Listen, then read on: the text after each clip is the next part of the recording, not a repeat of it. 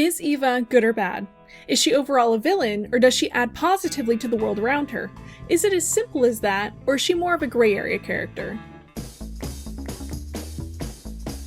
Welcome back everyone, and for those of you who are new here, my name is Luffy and welcome to my channel. I talk video games and character analysis.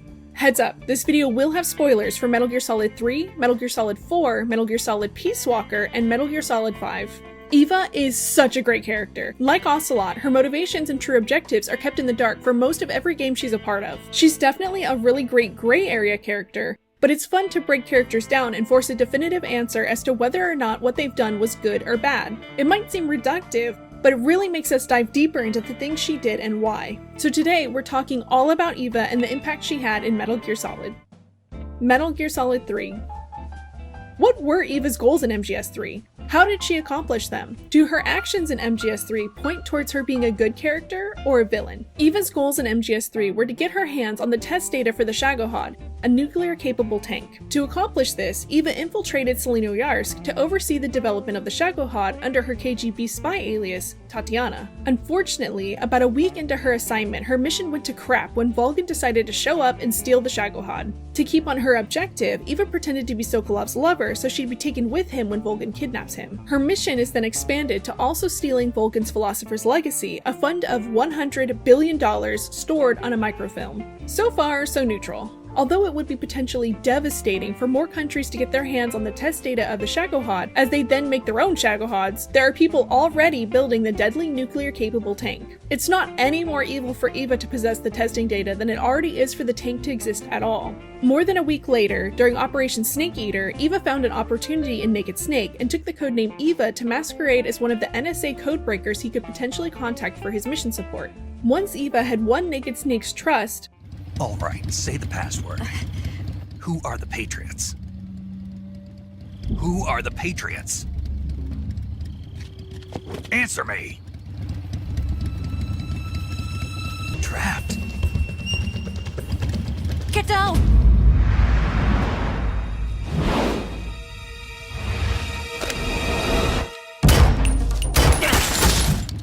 There is your answer.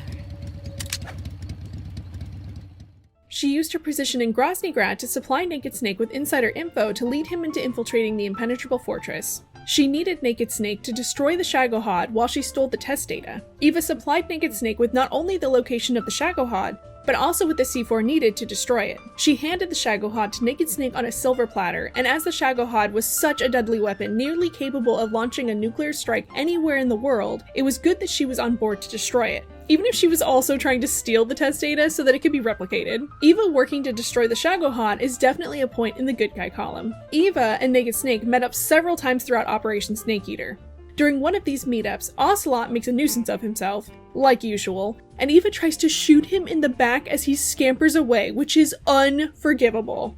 Leave that baby Ocelot alone. Thankfully, Naked Snake stops her, which is one of the only times he's been a real one to Ocelot. Shooting someone in the back is a tick in the bad guy category, Eva. Towards the end of Operation Snake Eater, Eva secures a wig for her and Naked Snake to use to escape. She doesn't ditch him when she has the opportunity to either, though whether this is because she didn't want to leave him stranded or because she wanted to get her hands on the Philosopher's Legacy Naked Snake would get from the boss when he beats her in battle, we'll never know. Though I'm leaning towards her wanting to get her hands on the Philosopher's Legacy. I don't know if she had been as willing to wait if she already had the Philosopher's Legacy in her possession when Naked Snake broke away to fight the boss one last time. We can only judge Eva based on her actions though, so she gets a tick in the good guy column for not ditching Naked Snake to save herself when she had the chance. Lastly, Eva was supposed to kill Naked Snake by the end of her mission so that there were no witnesses to identify her. She promised the boss she wouldn't kill Naked Snake though, and she kept that promise. That's real one behavior. Eva leaves behind a tape that explains her mission and the boss's, which she didn't have to do. She could have just ditched out while Naked Snake was asleep and left him feeling like everyone he ever gets close to is just going to leave him. She doesn't do that though, and leaves a tape that explains that the boss hadn't betrayed Snake and had only been following orders.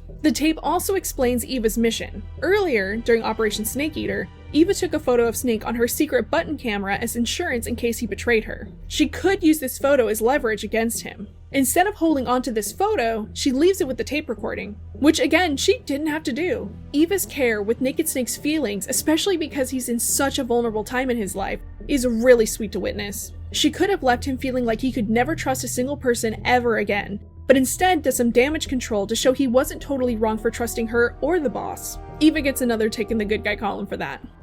Post Operation Snake Eater.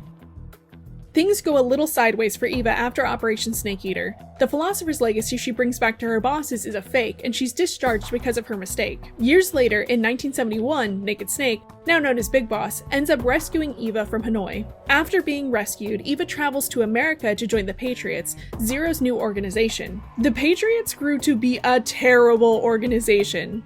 Their initial goals were to achieve the boss's dream by seeing a unified world. To do this, they covertly controlled America's economy, information, and material distribution. They turned the presidential position into a puppet position with no real power, tasked with putting on whatever puppet theater the Patriots demanded.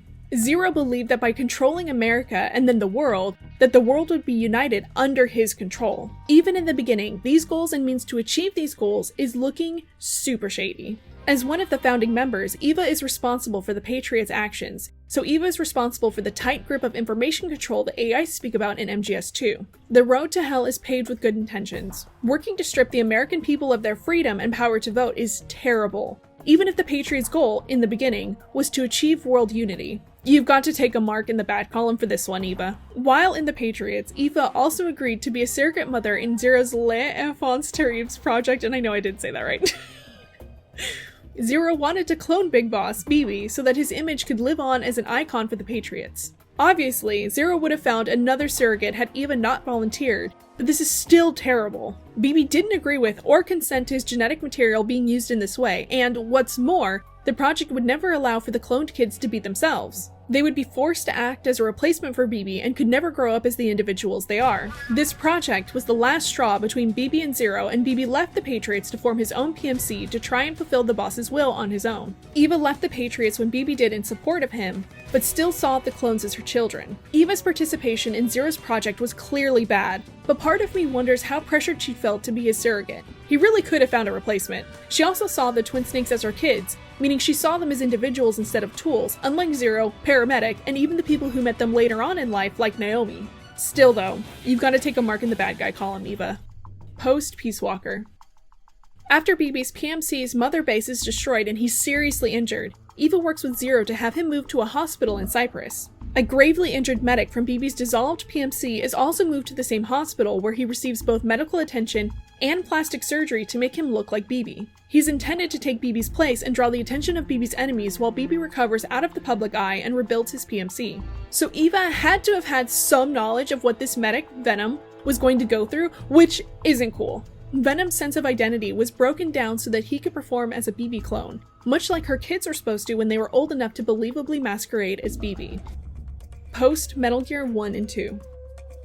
Eva goes to Eastern Europe where she founds the Paradise Lost Army and takes on the title Big Mama. The Paradise Lost Army was an anti-Patriots group, so she does eventually get a clue and work to right the wrongs of the Patriots. BB, by this point, has fallen into a coma after a bad run with his clone son, Snavid.